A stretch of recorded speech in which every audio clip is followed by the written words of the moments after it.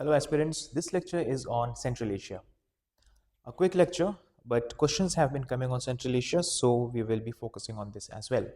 Now, Central Asia includes a group of 5 countries. Now, these were very important a couple of years back, and their importance can always increase. So we have Kazakhstan, Uzbekistan, Turkmenistan, Kyrgyzstan, and Tajikistan. This is called the heart of Eurasia, according to Mackinder's Heartland. I would want you to Google and find out what is the Mackinder's Heartland. It's a pretty interesting concept of international affairs. Have a look at it. Now, Central Asia lies at the collision zone of Indian plate, pushing from here to the Eurasian plate. Eurasian plate is here, Indian plate is pushing from here, and we have the Eurasian plate that is resisting. Then there is, remember, there was an African plate striking Eurasian as well. So there are some plates in between. Tarim and Iranian microplate is also there. So all of them have gotten together and formed the Pamir Knot.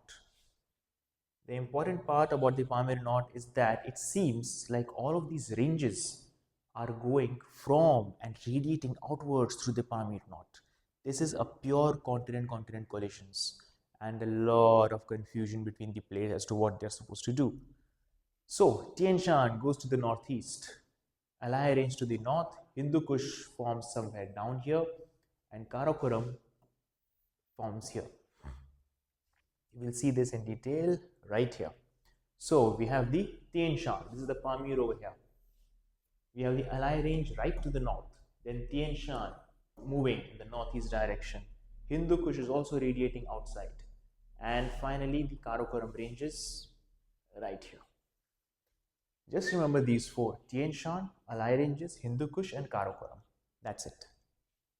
That are the 4 ranges going from the Pamir Knot. One very important range of Central Asia, and the only important range is the Tien Shan. Now, Tien Shan forms mainly a part of the boundary between Kyrgyzstan and mainland China. You have to remember that this is a boundary between China and Central Asia, more specifically Kyrgyzstan. Finally, rivers. There are 2 important rivers, Amur Darya and Syr Darya. Both of them are formed by glaciers of the Pamir Mountains. So will be somewhere here will be the Pamir Mountains, and the 2 rivers are flowing. One is Syr Darya and the other is Amur Darya. Amur Darya, remember, do not form a part of Kazakhstan. Kazakhstan is a very huge country of Central Asia, and many aspirants believe that Amur Darya, Syr Darya both flow from Kazakhstan. Very tricky over here. Only the Syr Darya does, not the Amur Darya. Amur Darya goes into and drains itself in the Aral Sea much before reaching Kazakhstan. Now, Aral Sea, a question was asked in Aral Sea, UPSC Prelims, I think 2018 or 17 perhaps. So this is an endorheic lake, just like the Caspian Sea, and does not have an outlet. So it used to be fed from these 2 rivers. But many Soviet era policies of extending cotton cultivation really, and many dams across these 2 rivers resulted in very minimal outflow. Now, because of this minimal outflow, water started evaporating, and almost North Aral Sea has almost gone, but South Aral Sea is still there, and efforts to replenish it are going on. Finally, the Caspian Sea. So, Caspian Sea is another endorheic drainage, that is, it is an inland drainage, it cannot move out. And there are 5 countries around the Caspian Sea. Remember, there is Russia. Russia is the only country that touches the Black Sea as well as the Caspian Sea. So, which country forms a border with both Caspian and the Black Sea? It is Russia. And we have Kazakhstan, Turkmenistan. Uzbekistan does not touch Caspian Sea. Only these 2 countries of Central Asia touch the Caspian Sea. Iran and Azerbaijan. Now, see, Armenia is here, Georgia is here. What does that tell us? That Armenia is completely landlocked, so is Azerbaijan, but Georgia has access to Black Sea. Armenia does not have access to Black Sea, neither the Caspian Sea.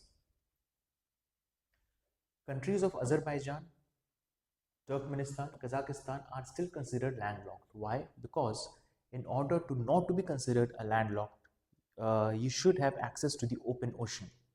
Countries bordering the Black Sea have access to the open ocean, not Caspian Sea. Caspian Sea is an inland drainage, does not have any access. However, natural rivers have been made, natural canals have been made. Volga flows into Caspian. Here is the Volga. Don flows into the Black Sea. So they have made a canal over here connecting Volga and Don. So that Caspian Sea somehow gets connected to the Black Sea. So I would encourage you to take this image, to take a screenshot of this. This is important. As I had explained to you earlier, Russia forms a boundary with Black Sea and Caspian Sea. Azerbaijan with Caspian Sea. Georgia with Black Sea. Armenia is left landlocked. So is Azerbaijan. Do not get confused here. So is Azerbaijan and all of the Central Asian countries. Now there's Kazakhstan here, Turkmenistan here. Uzbekistan lies here. Does not get access even to an inland drainage. And we'll talk about Uzbekistan soon. Iran in the southern boundary, Turkey, southern boundary here. There are three countries here, Ukraine, Romania and Bulgaria. So we have Ukraine, Romania, Bulgaria here, Kazakhstan and Turkmenistan on the Caspian Sea side. Keep on revising this, guys. This is important for you. Some geopolitical facts. Kazakhstan borders all Central Asian countries except Tajikistan. Looking at the size of Kazakhstan, it is very natural for any serious aspirant to believe that Kazakhstan must be touching all the Central Asian countries, but it is not so. It does not touch Tajikistan. Only Kazakhstan borders Russia. No other Central Asian country borders Russia. Uzbekistan is the only country that borders all Central Asian countries. Okay, now Uzbekistan is blessed that it is getting connected to all the Central Asian countries, good for trade and commerce, but unfortunately it is landlocked. In fact, it is double landlocked. Other double landlocked country is Liechtenstein in Europe. That is a country surrounded by landlocked countries. So they have to cross two countries in order to reach the sea. At least two countries in order to reach the sea. So, double landlocked country is a landlocked country surrounded only by landlocked countries. Kazakhstan is a country that lies partly in Europe as well. It is a transcontinental country. Remember when we studied Europe? Because the Ural River is a boundary between Europe and Asia. So, Western Kazakhstan, it lies towards the west of the Ural River. And that's why it is a part of Europe as well.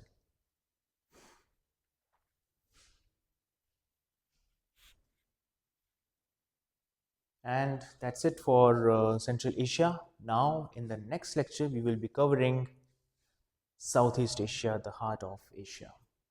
Thank you.